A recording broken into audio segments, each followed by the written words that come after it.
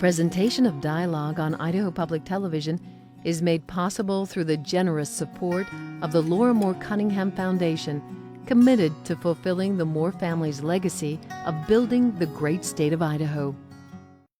Coming up, she studied for years to go into medicine. Then she fell in love with writing.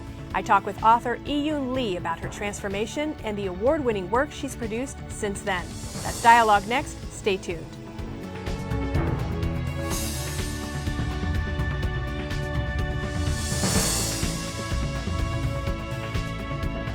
Hello and welcome to Dialogue. I'm Marcia Franklin. My guest today was on a single mission as a child and young adult to become a scientist. Iyun Lee grew up in China and was defined in large part by the communist system there.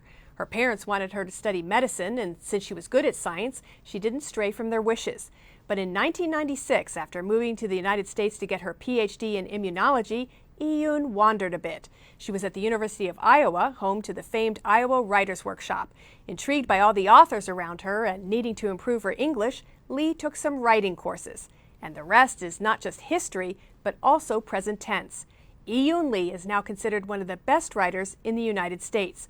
Her first collection of short stories, 1,000 Years of Good Prayers, won numerous awards. She's published another book of short stories, Gold Boy, Emerald Girl, as well as 2 novels, The Vagrants and Kinder Than Solitude.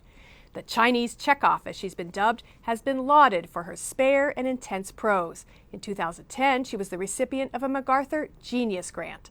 I spoke with Lee at the 2014 Sun Valley Writers Conference. Since 1995, the conference has been bringing together well-known and insightful authors to talk about their works. Thanks so much for joining me on Dialogue, and welcome back to Idaho. I understand this is not your first time here. Well, thank you for having me. This is my 3rd time here. Great, wonderful. I'm curious, first of all, we're in Sun Valley, Idaho, one of the homes of Ernest Hemingway. You are a recipient of a PEN/Hemingway Award. Was Hemingway a figure in your literary career? Yes, actually, Hemingway went way back to when I was in China. And Hemingway was one of the few writers you could get access to in Chinese. In Chinese and in English in China. So I actually read a lot of Hemingway when I was in the army. And I used to hide in the storage room reading Hemingway. And so, of course, I was elated when I won the Hemingway Award. Why do you think Hemingway was a writer that was acceptable in China when you were growing up?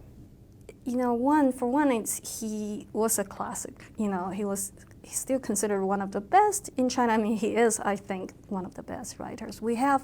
And the other reason is, I think, certain ideology. For instance, he lived in Cuba for a long while. Everything in China has something, behind his ideology. Yes. So Jack London is another author that's popular there for obvious reasons. He was a communist. Yes, and I read almost every book by Jack London.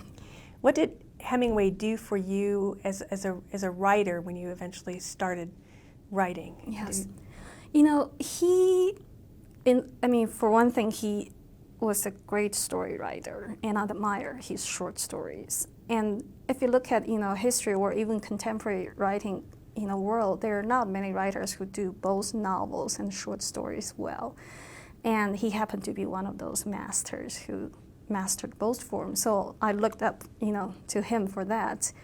And his language, of course, is very spare. Yes, and that really appealed to me for several reasons. One, of course, I am a second language writer. I don't do these flourish things with language. And I think his certainty and clarity in his prose, I admire that, and I try to learn from him. Tell me a little bit about Marilynne Robinson, Idaho-born writer from Sandpoint, yes, and her influence on you both personally and from a literary perspective. Yeah, so of course, Marilynne was my teacher when I was in Iowa, but even just before that, I had this little tale. My other mentor, James McPherson, he took a year off to Stanford. Before he left, he said, go find Marilynne Robinson, and Marilynne was teaching a course. So I went into this room, empty room, I said, I'm looking for Marilynne Robinson, and Marilynne said, I am Marilynne Robinson. What can I do for you? And I said, I want to study with you. So that started. I became, a student even before I went into the workshop. And Marilyn is, of course, bigger than life character, and I think she represents everything, the best about America, that intellectual voice, that vision about America and the world. So I learned a lot from reading with her. And for instance, she would teach Faulkner for a semester. She would read Moby Dick for a whole semester with the students. Those are the gifts you would get from Marilyn. And she also wrote a blurb on your book, so She that's did. pretty cool too. She did. Your personal story, it seems to me, is almost, actually is worthy of a short story or a novel in my book. You came to the University of Iowa in Iowa City to study immunology. Mm-hmm. That was the track that you were on. And you wound up being fascinated by a certain kind of human species that lives there. And that would be? The writers, and especially the novelists. Writers, they're everywhere in Yeah. Iowa City, aren't they? Yes, someone told me when I arrived, someone said everybody in town is writing a novel. So I thought I would write a novel too someday. This is not something that you had done in China. Although you were an avid reader, you were not a writer, and you didn't plan to become a writer. No, I did not plan to become a writer. I did not even think about the possibility of writing, but I loved reading when I was growing up. So you took some courses in Iowa City, and I just fell in love with writing. It's interesting how you can fall in love with something. It came naturally to me the moment I started writing, and of course I started writing in English. It became very natural that I could express my feelings, I could tell a story, and that was new to me. This is not something that was necessarily in your parents' mind as what they wanted their daughter to be doing, was it? Well, they raised me as a scientist, and my father used to work as a nuclear physicist. My mother was a school teacher, so to their minds, I was this really smart kid that I was destined to be the Madame Curie of China, and so it didn't happen. What is writing to them, or what was it to them? There was some chagrin, I guess, that Right. you had chosen to become a writer. My parents were, of course, they went through Cultural Revolution and other revolutions, and they were very careful about not putting down any thoughts in words. And we were told from a very young age never to put down your thoughts in words, because there's always someone who could get hold of those words, and there's consequence for those words. So I think they were very much against reading literature and writing anything. Dangerous. Dangerous. It's dangerous. Yes, it's for survival. Science is safer. Hmm? Yes, there's an absolute truth in science. My father always says that. Tell me what it was about writing that made you fall in love with it, because you actually quit your immunology program. I mean, you really changed directions. Mm-hmm. What drew you in? What took over? Yeah, now I look back, I think, of course, as a young child, you were put on this science track, and I never doubted that I was going to become a scientist. On the other hand, I was quite an eavesdropper when I was young, and I liked watching people, and I had a huge amount of curiosities about human beings, and that, unfortunately, that curiosity didn't happen in science. And when I started writing, I realized those curiosities, that was because I like human being. I like the whole human being, not just part of human being. Now, as you mentioned, you write in English, Mm-hmm. and you took to it quite quickly, which I think is amazing. And you don't write in Chinese. No. And what keeps you from writing in Chinese? Or maybe I should rephrase it, why do you enjoy writing so much in English? Right. I was thinking about it the other day, why English is such a natural language for me. I'm not the first or the last writer who writes in a second language. You look at history. But I remember I was reading Nabokov's memoir, and he had this one sentence that really stood out for me. He said, "My private tragedy was I have to give up my natural language to write in a second language." And when I saw that, I thought, giving up my mother tongue is never a tragedy to me. rather it's more like a redemption to me. I get a whole new world in a second language.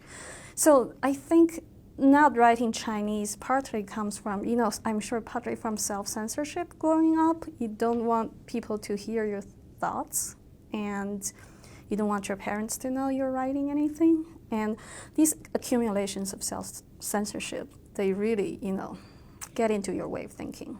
Right, the words or the language itself is associated with stopping thought. Yes. Yes, and I used to, use this example. I used to keep this journal, as every little girl did, and I would write in my journal, and I knew my mother would read my journal, and my journal was this negative space. So if there was a bird, I would not say there was a bird. I would describe the cloud around, trees, skies, just leaving the blank space of the bird. So if my mother read it, she would not see the bird. I was the only person who could see the bird. But that's the kind of writing I would do in Chinese, but I never do that in English. So you feel more yourself in English? I do. I do feel more of myself in English. I like, thinking in English. And, of course, with this language comes the whole, I think my grown-up life is conducted in English, if you look at the past 20 years. I heard you say something recently that was very interesting, which is that certain words you didn't even say in Chinese. Yes. Yes, for instance, I guess the example I use is we never say I love you in Chinese. And I mean, it is embarrassing. Also, there's a little shame and embarrassment, and you just never express your feelings that way. And well, I think coming into English, it's easier for me. I have children, I say I love you to them. They say I love you to me all the time. And I still feel very moved. They can feel so comfortable saying that, the phrase. That's really, really interesting, that things had stopped down so much. Nevertheless, you set most of your stories in China. Mm-hmm. And I've heard you say that it doesn't really matter so much to you in a way where they're set, because a lot of your stories, and we'll get to this, are about the interior landscape versus the exterior. But you do set them in China, and many of them have Chinese antecedents in history, Tiananmen Square and other things that happen specifically in China. Why do you continue to set so much of your work in China if you're not writing in Chinese? I think partly is I know China very well, and I love the people. I wouldn't say I love the government or the system, but I think a big reason I still wonder why I write about China is I have many questions about China that are not answered yet. For instance, questions about every generation, how they experienced the revolution, for instance, even how they experience hunger. These questions, are why I write. So unless I find answers to all my questions to China, I'm still, doing that to look for answers.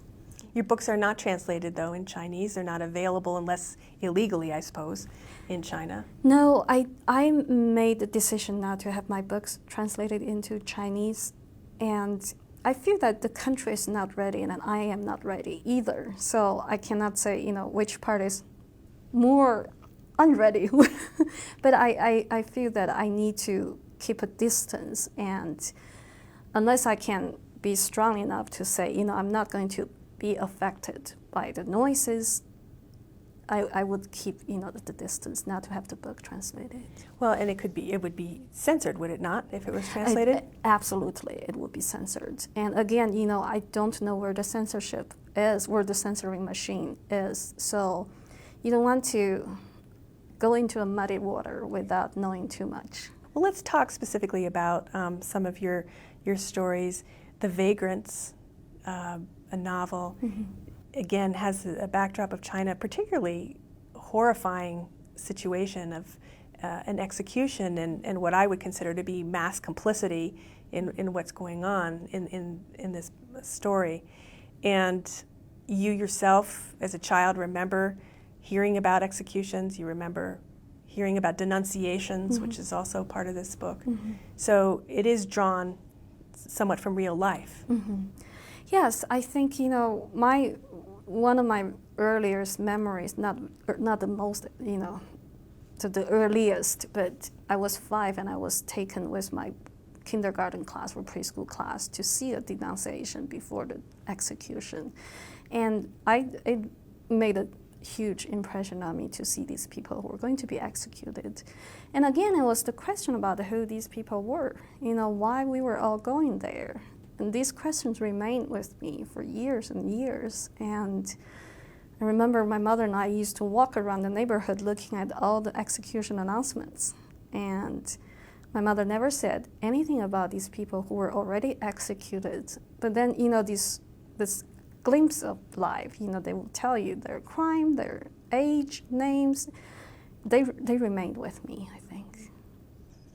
And your book that we have here, Kinder Than Solitude, your most recent novel, also set in China, also a little bit or loosely based on a real situation, which is a crime, an unsolved murder, poisoning that really lit up the social media waves in China. Yeah. A young lady poisoned potentially by her roommate. Yes, I think And the book is about a poisoning. Yes. And 3 potential poisoners. Poisoners, yes.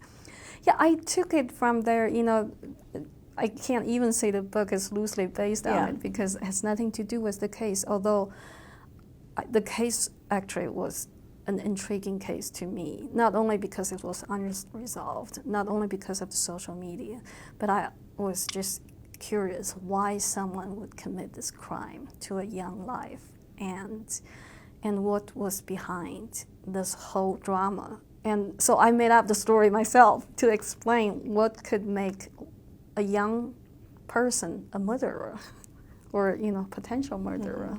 But in the end, really, it is a mystery, but in the end it seems to me that the story is also about a different kind of poisoning that goes on in one's life in certain situations, Yes. Almost a psychological poisoning of the mind and body. Yes, if you look at the novel, the woman who was poisoned, she stayed in that stage for 21 years. Oddly, she was actually not poisoned for that 21 years. She was not changing. She remained a child. Well, you look at it. She was like in a coma. She was a vegetable or whatever. Yeah, a little bit better than vegetable, but like toddler. She remained a toddler for 21 years.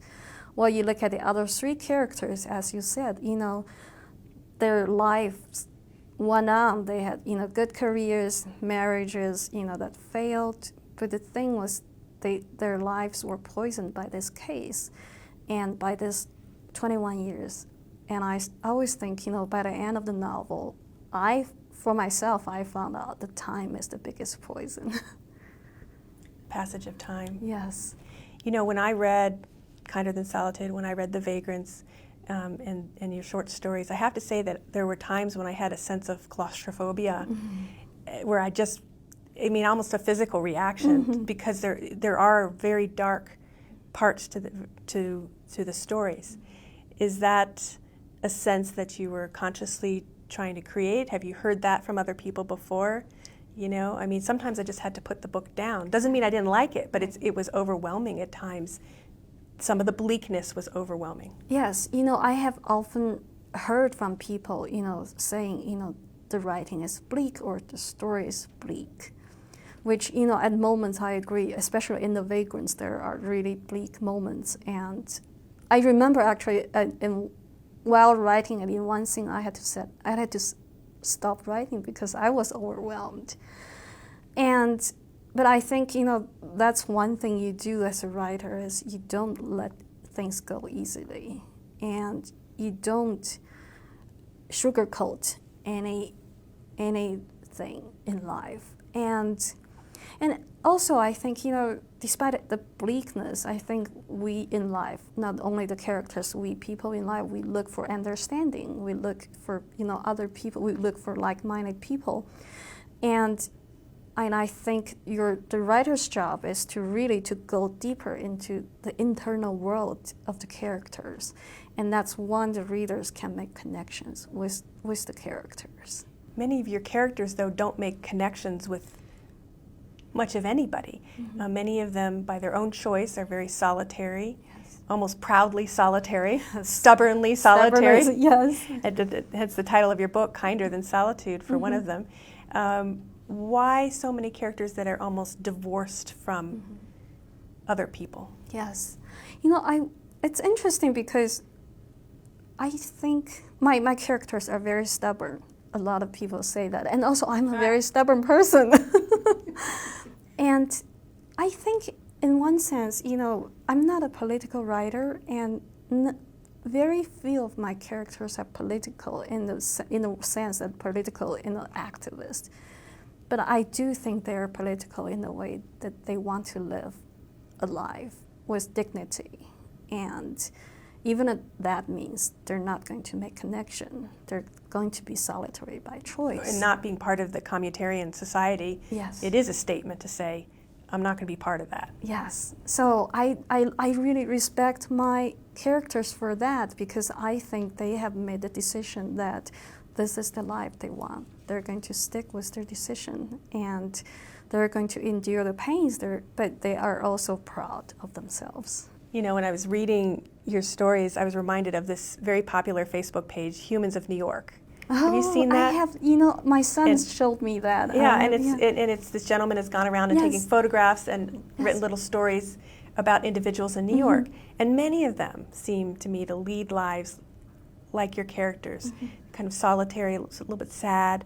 But when they tell their story in just this paragraph, they get hundreds of thousands of people relating to them, saying, "I understand. Yes. You know, I'm there with you." Yes. So see, I think that's the beauty of, you know, the human connection. There's a lot of lonely people, a lot of solitary people in the world. You mentioned that you're like your characters and that you're stubborn, but I think you're not like your characters in that you don't seem to be as, you know, some of them are malevolent and you're a very I hope happy not. person. I hope I'm not. How is it to write these characters that are so different from you personally? And I understand that they talk to you sometimes, and you have dialogues with them. They do. You know, some of them are very nice people. Some of them are nice. Some of them are really mean people, or, you know, nasty sometimes. I feel that, you know, I think if there's anything that I can sort of like myself as a writer, is that I don't have a self when I write. So they come through you. You're a conduit. Yes. Or yes. So in a way, I think I like to know them as much as I can. I want to understand them. I want to feel their feelings as much as I can. Well, they don't care about my feelings, and that's the only way I can really write them as they are, because I don't want my personal judgment to affect who they are, because as you say, some of them are not very nice, but that's who they are, and I don't want to judge them, I don't want to change them. So in a way, I let them live in my head, they fight in my head, they do nasty things, and I watch them. And then you must be exhausted at the end and say, goodbye. In fact, as a matter of fact, after a novel, I'm ready to say goodbye to my characters. Now, your parents and family don't really read your work, do they? I mean, your dad can read it and he knows English, but your mom has never read your work, right? My mom has never read. My dad reads English, and my sister also reads. My sister lives in America, so she can read. But that's such a, you know, I think it's not only my family, it's a very Chinese phenomenon, is they never comment what I write, and they never say they read it or not. And I don't want to know. You don't want to know. I don't. Again, you know, I think knowing, for instance, I know once my father was visiting and he was sitting on our deck with my book, and I just thought, well, I wish I didn't see that. Because you don't want them to be disturbed by some of the things in it, or because it's a private thing that you have that you want to keep to yourself? Or? I think, you know, it's both, but mostly I think the writer who writes this book is not a daughter or is not a sister they have known, and I do think they will be disturbed by my view of the world, you know, my dissection of the characters. They probably will be a little worried. Are they aware that you obviously won the MacArthur Genius Grant? They must be aware of that and its prestige. I think I probably mentioned to them. I don't know how much they knew I did mention to them. What was that like to get that? Is it a phone call? It is a phone call, except I'm infamous for not picking up phone calls. So they call Or me- reading your email, as I Or understand reading, it. I know, I was also very bad. I'm still bad. So they actually called probably for 3 or 4 days that I never pick up the phone call. So eventually they left a message saying, "This is from MacArthur Foundation, could you call back?" And these are out of the blue. It's not like you apply for it. No, so no. It's amazing. I mean, what did it afford you? Time to write? Time to write. I think, I was able to take a year off, and also I have been teaching half of the time. So yes, it's a lot of, I think any recognition like this is a huge recognition, and also it's just a huge support for a writer. When I think about your story, I think about all the other people who are potentially trapped in a system, where they can't know what their true talents are. I mean, it was almost serendipitous in a way that you came to Iowa City and that you were able to have Yes. this new life. Yes. There's many, many other people who Yes, don't get that opportunity. Yeah, serendipity, yes, plays an important part in my life. And in fact, actually, someone told me, I think she made this as comment as a criticism, but I thought it was not a criticism. She said, there are writers who write like you in China, in Chinese, but they can never get published. And I think that's a true comment. That's exactly the fact. So Yiyun, when people read your work, what do you hope that they might take away from it? Of course, every reader is an individual, but what's your sense? I would love, just to give you an example, I recently published a story in the New Yorker. It was about an older Chinese nannying a young baby. And I got this most lovely, moving email from he wrote to me, he said, "I'm a 79-year-old jazz musician in Detroit. Your story has been rattling in my head for days and days now." And then he explained why he was so moved. And I thought, that's why I write, is, this musician and my Chinese nanny, they won't meet in life, but they would meet in literature. So Yiyun, what is next for you? What are you working on? I am, as I said, I'm stubborn. I want to write both novels and stories, so I'm working on another collection of stories. I have a collection. While I was working on Kinder Than Solitude, I finished some of the stories. So I think I'm going to finish a collection and go on to the next novel. Well, it's so nice to have had the opportunity to talk with you. Thank you for taking the time. Thank you, Masha, for having me. You've been listening to author Yiyun Li. Our conversation took place at the Sun Valley Writers Conference. For more information about Li or the conference, or to watch the program again, check out the Dialogue website. Just go to idahoptv.org and click on Dialogue. For Dialogue, I'm Marcia Franklin. Thanks for tuning in.